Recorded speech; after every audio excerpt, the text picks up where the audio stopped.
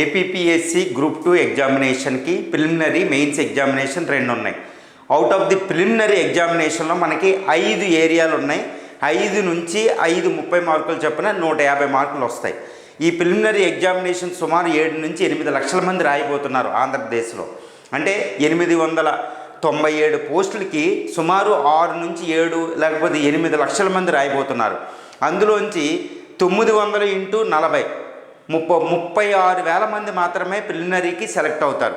చూడండి, ఈ ప్రిలిమినరీ ఎగ్జామినేషన్లో మనకి 5 ఏరియాలు ఉన్నాయి సిలబస్లో.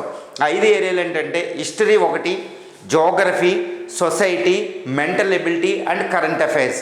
ఈ విధంగా 5 ఏరియాలు ఉంటాయి. ఈ 5 ఏరియాల్లో మిమ్మల్ని ఎవరిని అడిగినా చెప్పే సమాధానం ఏంటంటే జోగ్రఫీ అనేది చాలా కష్టం అనేది.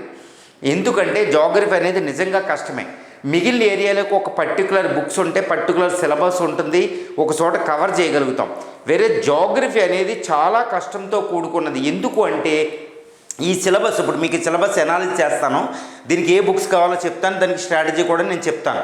ఈ సిలబస్ అంతటినీ కవర్ చేసే బుక్స్లు ఏవి లభ్యం కావు. అది ఇంగ్లీష్ మీడియం అయినా తెలుగు మీడియం అయినా, include civil service preliminary examination కూడా ఇది కష్టమే ఉంటుంది, మీకు గుర్తుపెట్టుకోండి. ఇప్పుడు ఈ జోగ్రఫీ నుంచి 30 మార్కులు వస్తాయి. ఈ 30 మార్కుల నుంచి నేను చెప్పినట్టు మీరు జాగ్రత్తగా వినగలిగితే 80 నుంచి 90% బిట్లు మీరు పెట్టగలుగుతారు. చాలా జాగ్రత్తగా చేయగలిగితే 80 నుంచి 90%. ఈ జోగ్రఫీలో మీరు చదివితే ఎట్టి పరిస్థితుల్లో ప్రిలిమినరీ అవుతుంది. జోగ్రఫీ చదవకపోతే మీ ప్రిలిమినరీ అనేది చాలా కష్టం అయిపోతుంది. ఎందుకంటే మీకు మెంటల్ ఎబిలిటీ అనేది నాన్ మ్యాథ్స్ వాళ్ళకి కష్టంగా ఉంటుంది, అది డైలీ చేసుకోవాలి.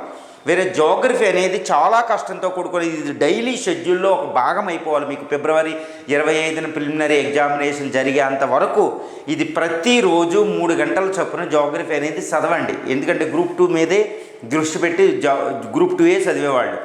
ఎందుకంటే ఇది చాలా కష్టంతో కూడుకున్నదండి. ఎందుకు కష్టం అంటే మళ్ళీ ఇంకొకసారి రిపీట్ చేస్తున్నా, ఇంత సిలబస్ని కవర్ చేసే బుక్స్ చాలా విస్తృతంగా ఉంటాయి. Okay, this is the syllabus మీకు పర్టికులర్ కల్పించిన, ఇది వాస్ట్, చాలా విస్తృతమైన సిలబస్ అనమాట.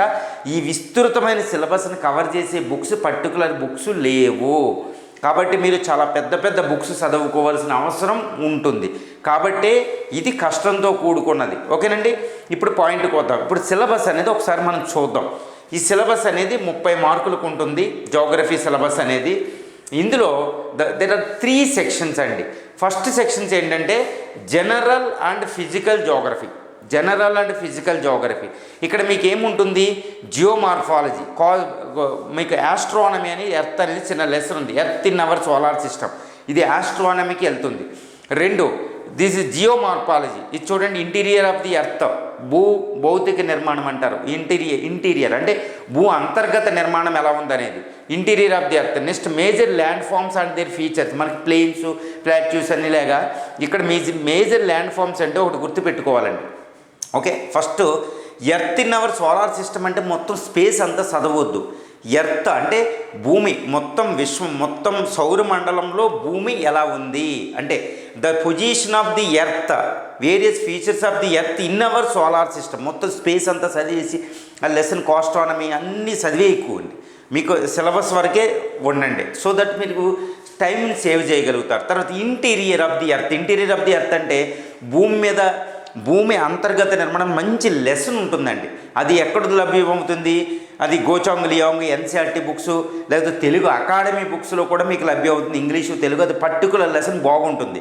ఓకే, కానీ అన్నిట్లో మొత్తం అన్ని ఫీచర్స్ ఉండవు, చాలా జాగ్రత్తగా చూసుకోవాలి. ఓకేనా, ఇంటీరియర్ ఆఫ్ ది ఎర్త్ ఇది భూభౌతిక శాస్త్రం అంటే జియోమార్ఫాలజీకి సంబంధించింది. ఇది గోచాంగ్ లియాంగ్ బుక్లో చదవండి. తర్వాత major land forms and their features. Major land forms and their features. మీకు ల్యాండ్ ఫామ్స్ అంటే పీఠ భూములు, మైదానాలు, పర్వతాలు అని చెప్తారు. అది కాకుండా చాలా విస్తృత అర్థంలో ఉంటుందన్నమాట. మేజర్ ల్యాండ్ ఫామ్స్ అంటే there are 3 orders land forms ఉంటాయండి. There are 3 orders. First order ఏంటంటే continents and ocean basins. Continents అంటే ఖండాలు, అదేవిధంగా సముద్ర ప్రాంతాలు. అంటే కాంటినెంట్స్ అండ్ ఓషన్ బేసిన్స్ అనేది ఫస్ట్ ఆర్డర్ ల్యాండ్ ఫామ్స్ వస్తాయి. తర్వాత మౌంటైన్స్, ప్లాట్యూస్, ప్లేన్స్, పీఠభూములు, మైదానాలు, పర్వతాలు అనేది 2వ ఆర్డర్లోకి వస్తుంది. ఇది అందరికీ తెలుసు. తర్వాత 3వ ఆర్డర్ ఏంటండి, ఈ 3వ ఆర్డర్ ఏంటంటే ఇదేంటి, ఇది మిస్ అయింది ఏంటి జోగ్రఫీలో అనుకుంటారు మీరు. ఈ 3వ ఆర్డర్ ఏంటంటే మనకి నదులు, అదేవిధంగా నదులు, సముద్రాల పవనాలు, తర్వాత విండ్స్ పవనాలు డెజర్ట్ ఏరియాలోను, ఎడారుల్లోను, తర్వాత ground water, under ground water, భూగర్భ జలాలు, ఇవి ఫామ్ చేసే ల్యాండ్ ఫామ్స్ అనమాట. అంటే నదుల వల్ల ఏర్పడే ల్యాండ్ ఫామ్స్, అంటే riverine land forms, fluvial land forms అంటారు, డెజర్ట్ ల్యాండ్ ఫామ్స్ అంటారు, విండ్ ల్యాండ్ ఫామ్స్ అంటారు. అవి అనమాట. అంటే ఎరోషన్, క్రమక్షయాలు. ఎరోషన్ అంటే డిపోజిషనల్ ఫీచర్స్ అంటే క్రమక్షయం చేసి ఒకసారి నిక్షేపితం చేయబడ్డే, అంటే నదుల వల్ల నిక్షేపితం చేయబడే ల్యాండ్ ఫామ్స్ని థర్డ్ ఆర్డర్ ల్యాండ్ ఫామ్స్ అంటారు. ఇది చాలా పెద్ద లెసను. ఇది ఎన్ని తెలుగు అకాడమీలోనూ లభ్యమవుతుంది, అన్ని బుక్కుల్లో లభ్యమవుతుంది. కాబట్టి ఇది గోచాంగ్ లియోంగ్ బుక్ అనేది ఇంగ్లీష్ మీడియంకి వెళ్ళండి, ఎన్సీఆర్టీకి వెళ్ళండి, తెలుగు మీడియం అయితే తెలుగు అకాడమీ బుక్స్కి వెళ్ళిపోండి, బాగుంటుంది. తర్వాత ఇది ఇప్పుడు కాస్మాలజీ, అంటే మీకు ఎర్త్ ఈ లెసన్ అయిపోయిన తర్వాత ఆస్ట్రానమీ, జియోమార్పాలజీ 2 లెసన్ అయిన తర్వాత 3వ లెసను క్లైమటాలజీ ఇచ్చాడు. క్లైమటాలజీ శీతోష్ణ స్థితి శాస్త్రం. ఈ క్లైమేట్లో structure and composition of atmosphere చిన్న లెసన్తో సరిపెట్టేశాడు మనకి. Structure and composition of the climate అనమాట. చాలా అంటే శీతోష్ణ స్థితి అంటే వాతావరణం యొక్క స్ట్రక్చరు, దాని నిర్మాణం, అది దేంతో కూడుకుంది, కాంపోజిషన్, ఏ గ్యాస్లోని కెమికల్ కాంపోజిషన్ అనమాట. ఈ లెసను అద్భుతంగా ఉంటుంది, కానీ చాలా విస్తృతంగా జాగ్రత్తగా చదవాలి. ప్రతి ఇష్యూ మీరు చదవాల్సి వస్తుంది. అది కూడా కరెంట్ అఫైర్స్. ఇప్పుడు క్లైమేట్ చేంజ్, గ్లోబల్ వార్మింగ్, అంటే శీతోష్ణ స్థితి మార్పుకి సంబంధించిన కరెంట్ అఫైర్స్ అనేవి ఇక్కడ కూడా జాగ్రత్తగా చదువుకోవాల్సి వస్తుంది. తర్వాత వాష్ అండ్ వాటర్, మళ్ళీ వెంటనే ఏం చేశాడు, మనకి ఓషనోగ్రఫీకి వెళ్ళిపోయాడు, సముద్ర శాస్త్రం. అందులోకి ఏంటి, టైడ్స్ అంటే ఆటుపోట్లు, తర్వాత పోట్లని, తర్వాత వేవ్స్ అంటే సముద్రాలకు సంబంధించిన వేవ్స్ అన్నమాట, కెరటాలు ఎలా ఉంటుంది. తర్వాత కరెంట్స్, ఓషన్ కరెంట్స్, చాలా విస్తృతమైన లెసన్, మీకు తెలిసింది. అన్ని ఓషన్స్లో మనకి కరెంట్స్ చదవాల్సి వస్తుంది. ఇందులో cold ocean currents, warm ocean currents, అవి ఎక్కడ ఉన్నాయి, దానివల్ల ఎడారులు ఎలా ఫామ్ అవుతున్నాయి, మొత్తం విస్తృతంగా మీరు చదవాలి, మ్యాప్ అట్లాస్ బేస్ చేసుకొని. ఓకే, ఈ విధంగా అది అవుతుంది. ఇది మీకు తెలుగు అకాడమీ బుక్లో ఉంటుంది. అదేవిధంగా గోచెంగ్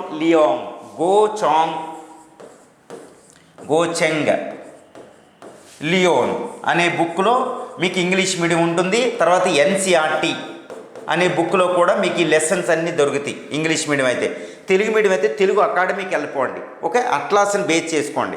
తర్వాత ఇదే సెక్షన్లో మనకి జనరల్ జాగ్రఫీలో ఇండియా అండ్ ఏపీకి సంబంధించి చాలా విస్తృతమైన లెసన్ ఉన్నాయి. ఇప్పుడు ఈ సెక్షన్ని ఈ ఐదు ఒక భాగంగా తీసుకుంటే, ఈ 4 తర్వాత ఇది ఒక భాగంగా తీసుకోవాలి. ఇందులో నుంచి 5 మార్కులు వస్తాయి, ఇందులో నుంచి 5 మార్కులు వస్తాయి. గుర్తుపెట్టుకోవాలి, 5 బిట్లు, 5 క్వశ్చన్స్. ఇప్పుడు మేజర్ ఇండియా అండ్ ఆంధ్రప్రదేశ్లో మనకి మేజర్ ఫిజియోగ్రఫిక్ ఫీచర్స్ అంటే భారతదేశం మరి ఆంధ్రప్రదేశ్. ఇక్కడ మీరు ఎలా ప్రిపేర్ అవుతారంటే, వెంటనే మీకు ఒకటి వస్తుంది. ఇప్పుడు ఆంధ్రప్రదేశ్ని మీరు సెపరేట్గా వద్దు. ఎందుకండి, ఆంధ్రప్రదేశ్ అనేది భారతదేశంలో ఒక అంతర్గత భాగం కాబట్టి ఆంధ్రప్రదేశ్ని మీరు సెపరేట్గా చదవద్దు. ఓకేనండి. ఇప్పుడు మేజర్ అంటే మీరు చదివేటప్పుడు ఆంధ్రప్రదేశ్ని ఫోకస్ చేయండి, కానీ ఆంధ్రప్రదేశ్ని మాత్రం సెపరేట్గా చదివేయాలనేది పెద్దగా పట్టుకోవద్దు. ఇండియా చదివేటప్పుడే ఆంధ్రప్రదేశ్ని చదవాలి, అప్పుడే తొందరగా అయిపోతుంది. ఇప్పుడు మేజర్ ఫిజియోగ్రఫిక్ ల్యాండ్ ఫామ్స్, భూభౌతిక నిర్మాణం అనమాట. భారతదేశంలో ఎన్ని ఉన్నాయి, మైదానాలు, హిమాలయ పర్వతాలు ఉంటాయి, తర్వాత ఉత్తర మైదానాలు ఉంటాయి, తర్వాత పెనిన్సుల్ ప్లాట్యూ పీఠభూమి ప్రాంతం ఉంటుంది, తీర మైదానాలు ఉంటాయి, ఈ తీర మైదానాల తర్వాత ఐలాండ్స్ ఉంటాయి, దీవులు ఉంటాయి. ఈ విధంగా 5 ఉంటాయి. ఆంధ్రప్రదేశ్కి సంబంధించి పెనిన్సులర్ ప్లాట్యూ, అదేవిధంగా తీర మైదానాలు 2 భౌతిక అంటే 2 ఫిజియోగ్రఫిక్ డివిజన్స్కే ఆంధ్రప్రదేశ్ వస్తుంది, అక్కడ ఫోకస్ చేసుకోవాలి మీరు. ఓకేనండి. ఈ విధంగా ఇది మంచి లెసన్స్, ఎక్కువ బిట్స్ వస్తాయి. తర్వాత క్లైమేట్, భారతదేశ క్లైమేట్ అనమాట. ఇండియన్ శీతోష్ణ స్థితి అంటే భారత శీతోష్ణ స్థితి, అదేవిధంగా ఆంధ్రప్రదేశ్ శీతోష్ణ స్థితి సెపరేట్గా చదవద్దు. ఇక్కడ కూడా మీకు ఏంటంటే శీతోష్ణ స్థితి అంటే తర్వాత వర్షపాతం, టెంపరేచర్, ఉష్ణోగ్రతలు, అదేవిధంగా మాన్సూన్స్, ఋతుపవనాలు ఎలా ఉన్నాయి చదవాలి. ఇది ఒక విస్తృతమైన లెసన్, అందరికీ ఐడియా ఉంటుంది. మంచి లెసన్, ఈ లెసన్ సరిపోతుంది ఎన్సీఆర్టీ విని. ఈ తెలుగు అకాడమీ అయితే తెలుగు అకాడమీకి వెళ్ళిపోండి, తెలుగు మీడియం. చాలా బ్యూటిఫుల్ లెసన్, బాగా చదవచ్చు, కానీ చాలా విస్తృతంగా ఉంటుంది ఇది. తర్వాత డ్రైనేజ్ సిస్టమ్ అంటే నదీ వ్యవస్థ, river system of India and AP. ఇప్పుడు గోదావరి మహారాష్ట్ర నుంచి చదివేటప్పుడు కృష్ణ, తర్వాత పెన్నేరు, ఇవి ఈ విధంగా మొత్తం భారతదేశ నదీ వ్యవస్థ చదివేటప్పుడు you can concentrate on AP. While reading the river system of India you can focus on the AP. సెపరేట్గా చదవాల్సిన అవసరం మనకి లేదు. ఓకేనండి. తర్వాత సాయిల్స్ ఆఫ్ ఇండియా చదివేటప్పుడు ఇది చదువుతారు. ఓకే, మృత్తికలు. తర్వాత వెజిటేషన్, ఫారెస్ట్. తర్వాత natural hazards and disasters and their management. ఇది ఒక అద్భుతమైన బుక్ ఉంది ఇంగ్లీష్ మీడియంకి, ఏది తెలుగు అకాడమీలో. మీకు తెలుగు అకాడమీకి బుక్ ఉంది, natural hazards, disasters and management అని. ఇండియా ఉంది, అందులో ఆంధ్రప్రదేశ్ కవర్ అవుతుంది. ఇంగ్లీష్ మీడియం కూడా తెలుగు అకాడమీ ఉంది, తెలుగు కూడా తెలుగు అకాడమీ ఉంది. So wonderful book. ఆ బుక్ని మీరు ప్రిఫర్ చేయండి మ్యాక్సిమం. ఓకేనండి. ఈ విధంగా మీకు first section general geography of general and physical geography అనే ఒక సెక్షన్లో ఈ 1, 2, 3, 4, 5 ఈ సెక్షన్ నుంచి 5 బిట్లు వస్తాయి. తర్వాత India and AP general geography నుంచి 5 బిట్లు వస్తాయి, గుర్తుపెట్టుకోవాలి. సో ఇదంతా చాలా విస్తృతమైన లెసన్ అండి, చాలా జాగ్రత్తగా మీరు చదవాల్సి వస్తుంది. తర్వాత రెండో సెక్షన్కి వద్దాం మనం. ఈ రెండో సెక్షన్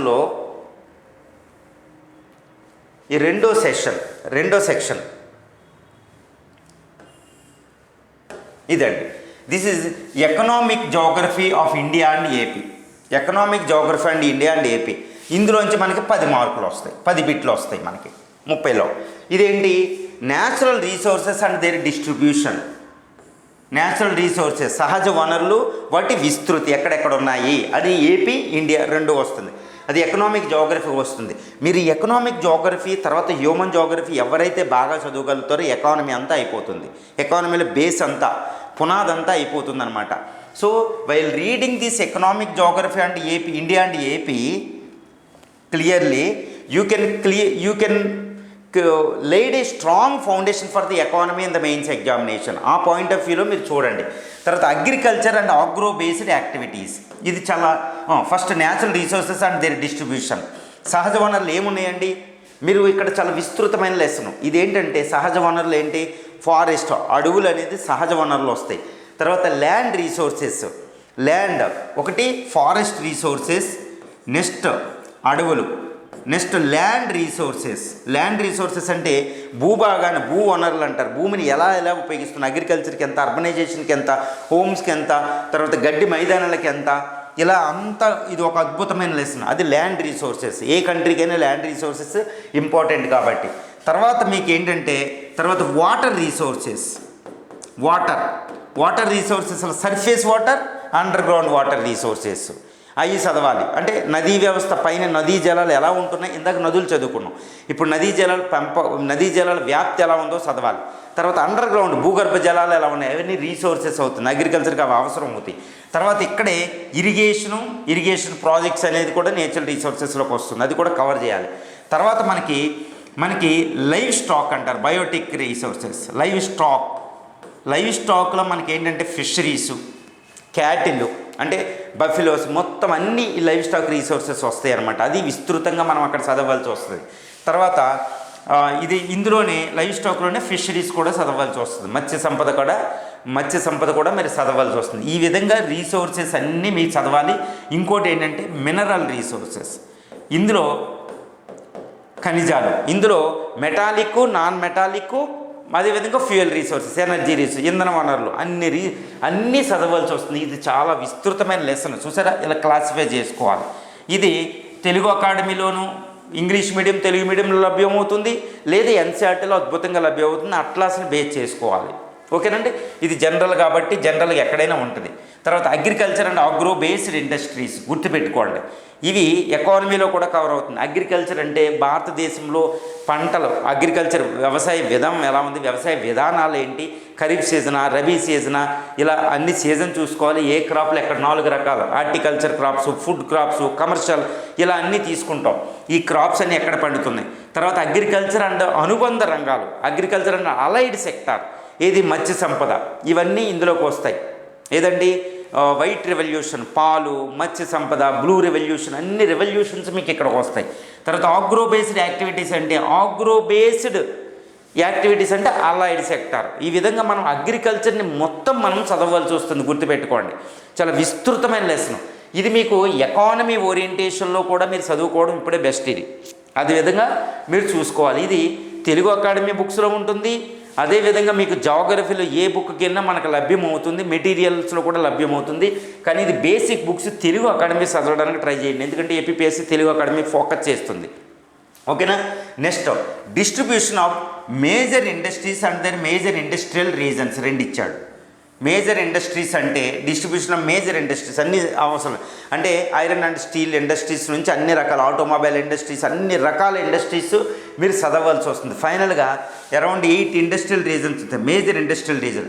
ఇందులో ఏపీ, తెలంగాణ ఏపీ కూడా ఉంది కాబట్టి ఏపీలో ఇండియాలో 8 ఇండస్ట్రియల్ రీజన్ ఉంటే ఒక ఇండస్ట్రియల్ రీజను అక్కడ వైజాగ్ నుంచి విజయనగరం నుంచి గుంటూరు వరకు ఒక ఇండస్ట్రియల్ రీజన్ ఉందన్నమాట.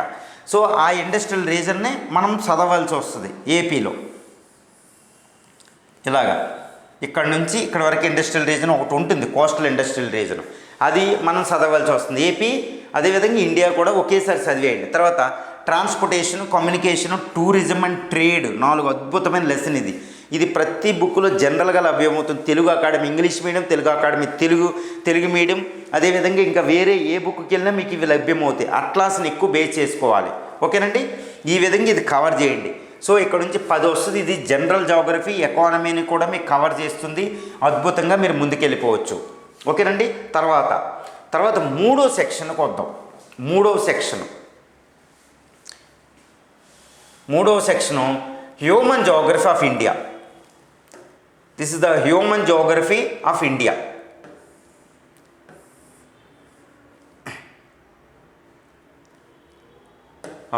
ఇది వద్దాం. This is the human geography of India and AP. గుర్తుపెట్టుకోండి, మళ్ళీ ఇండియా అండ్ ఏపీ. ఇక్కడ హ్యూమన్ డెవలప్మెంట్, ఇది ప్యూర్లీ మీకు హ్యూమన్ డెవలప్మెంట్ ఇండెక్స్ అని, తర్వాత దాంతోపాటు మీకు హ్యూమన్ డెవలప్మెంట్ ఇండెక్స్ అనేది మీకు ఎకానమీలో ఎక్కువ ఉంటుంది. గ్రోత్, డెవలప్మెంట్ ఇవంతా భారతదేశం అదేవిధంగా ఆంధ్రప్రదేశ్లో ఇవి ఎలా ఉన్నాయో మనం చెప్పాలి. సో ఇది ఎకానమీ ఓరియంటేషన్, ఎకానమీ బుక్ చదవడం కూడా బాగుంటుంది. ఇది జోగ్రఫీలో చాలా తక్కువ ఉంటుంది ఈ బుక్, ఈ material. So recent HDI index చూసుకోవాలి, హెచ్డిఐ ఇండెక్స్. తర్వాత నీతి ఆయోగ్ రిపోర్ట్స్ ఉంటాయి, నీతి ఆయోగ్ రిపోర్ట్స్. ఈ విధంగా ఇవి కరెంట్ టాపిక్ అని చెప్పొచ్చు అనమాట. హ్యూమన్ డెవలప్మెంట్, ఓకే, ఎడ్యుకేషన్ ఎలా ఉంది, తర్వాత హెల్త్ ఇండికేటర్స్ ఎలా ఉన్నాయి, ఇవన్నీ మనం చూడవలసి వస్తుందన్నమాట. ఓకే, ఇది మీకు రీసెంట్ జోగ్రఫీ బుక్స్లో ఈ డేటా తక్కువ ఉంటుంది. కాబట్టి మీకు ఏంటంటే recent economic survey, AP socio economic survey, okay, budget ముందు రిలీజ్ చేసే దాంట్లోనూ, లేదా ఇండియన్ ఎకనామిక్ సర్వేలో చాప్టర్లు చదవడం మనకు మంచిగా అనమాట. తర్వాత డెమోగ్రాఫిక్స్ అంటే census, almost census report of 2011 recent ఏది ఉంటే అది నీతి ఆయోగ్ టెంపరీ రిపోర్ట్స్ అవి ఇవి ఇచ్చినాయి అనమాట. ఇది చాలా విస్తృతమైన లెసన్ ఉంటుంది. ఇది చాలా జాగ్రత్త, అది ఏపీ ఇండియా కూడా రెండు చదవాలి. తర్వాత అర్బనైజేషన్ అండ్ మైగ్రేషన్ ఎన్సీఆర్టీలోను తెలుగు అకాడమీలో చాలా విస్తృతంగా ఉంటుంది. ఆంధ్రప్రదేశ్ కూడా సంబంధించింది ఉంటుంది అనమాట. ఈ అర్బనైజేషన్ ప్రాసెస్ ఎలా ఉంది ఏపీ, అదేవిధంగా ఇండియా. ఇది Telugu academy English medium, Telugu medium, అదేవిధంగా మీకు కొంచెం జనరల్ ఏదైనా మెటీరియల్ ఏదైనా పట్టుకుని చదివేసేయాలి ఈ విషయాన్ని, అర్బనైజేషన్. సో ఈ అర్బనైజేషన్ రీసెంట్ పాలసీస్ ఉంటాయి అన్నమాట, అవి కూడా మనం చదవాలి. అమృత్ అని ఇలాంటివి అన్నీ. తర్వాత racial, tribal, religious and linguistic groups అని ఉంటుంది అనమాట. ఇది కూడా డెమోగ్రఫీలోకి వస్తుంది.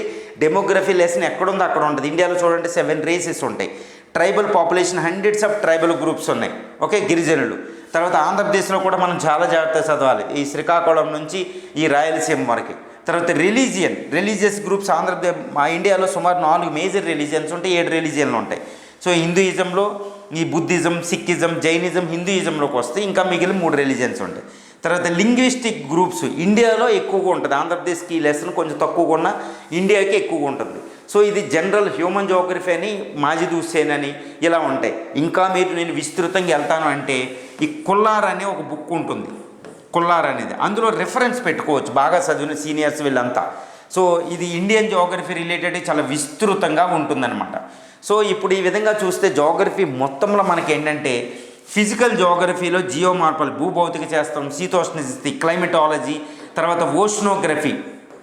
ఓషనోగ్రఫీ ఇది సముద్రానికి సంబంధించిన శాస్త్రం, ఈ క్లైమటాలజీ. సో ఈ విధంగా మనకు ఉంటుంది. తర్వాత ఆస్ట్రానమీ ఒక లెసను. సో ఈ విధంగా ఫిజికల్ జోగ్రఫీ అంతా కవర్ చేశారు సిలబస్లో. ఇండియన్ జోగ్రఫీ అంతా కవర్ చేశారు. అది economic, human geography. AP Indian economic geography, human geography. So అంటే జోగ్రఫీ అనేది చాలా విస్తృతంగా ఉంది. అంటే 130 మార్కులకే మనకి 150 మార్కులకు గాను 30 మార్కులు ఒక జోగ్రఫీ నుంచి వస్తున్నాయి. దీన్ని కవర్ చేయడం అనేది ప్రతిరోజు కవర్ చేయాలి. ఓకే, నేను మీకు బుక్కులు చెప్పాను. Telugu academy English medium, Telugu academy Telugu medium. మీరు గుర్తుపెట్టుకోండి. వ్యూహం ఎలా ఉండాలంటే ఈ బుక్ పట్టుకుని బుక్ అంతా చదవడం. మన సిలబస్ని మీరు ఇలా డీకోడ్ చేసుకొని సిలబస్ వరకు మాత్రమే ఆ బుక్ని కవర్ చేయండి. ఎంతంత బుక్లో మనకు అనవసరం. ఓకే, అది జాగ్రత్త పెట్టుకోండి. రెండో విషయం ఏంటంటే అట్లాస్ లేకుండా జోగ్రఫీ రాదు. ఏ అట్లాస్ కావాలి అనేది మనం తీసుకోవాలి. అట్లాస్ ప్రతి వాళ్ళు కన్ఫ్యూజ్ అవుతారన్నమాట. అట్లాస్ ఏంటనేది. అట్లాస్ ఏంటంటే ఆక్స్ఫర్డ్ స్కూల్ అట్లాస్ అని ఒకటి ఉంటుందండి. ఒక అట్లాస్ సరిపోదు, నెంబర్ 1. నెంబర్ 2 రాయల్ అట్లాస్ ఉంటుంది. ఇందులో కాస్త ఏపీ కవర్ అయ్యేలా ఉండేలా చూసుకోండి. రాయల్ అట్లాస్ ఇంగ్లీష్ మీడియం అయినా తెలుగు మీడియం అయినా ఒకటే కాబట్టి ఈ ఇంగ్లీష్ మీడియం ఉంటుంది, తెలుగు మీడియం ఉంటుంది. రాయల్ ఇందులో మీకు ఆంధ్రప్రదేశ్ ఫోకస్ అయ్యే మ్యాప్లో రాయల్ అట్లాస్లో ఉంటుంది. అది జాగ్రత్తగా చూసుకోండి. ఆంధ్రప్రదేశ్ మ్యాప్ అనేది అట్లాస్ అనేది మీకు అవసరం అవుద్ది. తర్వాత దీంతో పాటు ఇదిగోండి, ఇది KBC nano. Okay, geography through maps అనేది ఒకటి ఉంటుంది. ఇది ఇండియన్ జోగ్రఫీ త్రూ మ్యాప్స్ అనేది ఒక అట్లాస్ ఉంటుంది, కేబీసీ నానో. ఇది ఇండియన్ జోగ్రఫీకి చాలా బ్యూటిఫుల్ బుక్ అండి. చాలా విస్తృతంగా ఉంటుంది. కానీ మనకి సిలబస్లో ఉన్న వాటినే చదవండి, ఎక్కువ చదవకండి. ఇప్పుడు మినరల్ రీసోర్సెస్, ట్రాన్స్పోర్టేషన్ నెట్వర్క్, అదేవిధంగా ఫారెస్ట్ రీసోర్సెస్, సాయిల్స్, రివర్స్, ఈ ఫిజికల్ రీసోర్సెస్, ఎక్కడ పెద్ద పెద్ద శిఖరాలు ఎక్కడ ఉన్నాయో ఎవ్రీథింగ్ ఇందులో అద్భుతంగా ఉంటుంది అన్నమాట కేబీసీ నానో అనేది. సో ఈ బుక్ని బాగా ఫాలో అవ్వండి, ఎక్కువ చదవండి. ఓకే, ఈ విధంగా మీరు జోగ్రఫీని మీరు పెట్టాలంటే ఈ రోజు నుంచి ఫిబ్రవరి 25 ప్రిలిమినరీ జరిగేంతవరకు డైలీ అట్లీస్ట్ 3 అవర్స్ అనేది మీరు జోగ్రఫీకి ఇవ్వగలిగితేనే ఈ జోగ్రఫీలో 80 to 90% ఆఫ్ బిట్స్ మీరు కవర్ చేస్తారు. ఓకే, అదేవిధంగా జియోమార్ఫాలజీ, క్లైమటాలజీ, ఓషనోగ్రఫీ ఉంది కదా మీకు. ఈ ఇప్పుడు వేవ్స్ అని, టైడ్స్ అని, ఇవన్నీ వీటిని మీరు కవర్ చేయాలి అంటే ఏం చేయాలి? కొంచెం వినగలగాలి లెసన్లో. కొంచెం మనం లెసన్ వినగలగాలి. ఇవిగోండి, ఇంటీరియర్ ఆఫ్ ది ఎర్త్ ఒకటి. Okay, interior of the earth ఒకటి ఇది. తర్వాత మేజర్ ల్యాండ్ ఫామ్స్ ఒకటి, ఈ structure and composition of the earth ఒకటి, మరి ముఖ్యంగా ఓషన్ కరెన్సీ. బండగా కాకుండా దీని ఒక ఫార్ములా పాయింట్ ఆఫ్ వ్యూలో చదువుకోవాలి. సో రీసోర్సెస్, ఈ కాన్సెప్చువల్ ఓరియంటేషన్ ఎక్కడుందో వాటిని కాస్త వినడం అనేది బెటర్. మ్యాక్సిమం వినడానికి ట్రై చేయండి ఏదో విధంగా, ఆన్లైన్లోనో ఏదో. సో ఈ విధంగా జోగ్రఫీలో మీరు 30 మార్కులకు గాను 20 కంటే ఎక్కువ మార్కులు మనకు రావాలి. ఇందులో ఎవరికైతే ఈ 80%, ఈ 25 మార్కుల దాకా వస్తాయో వాళ్ళు గ్యారంటీ ప్రిలిమినరీ అయిపోతుంది.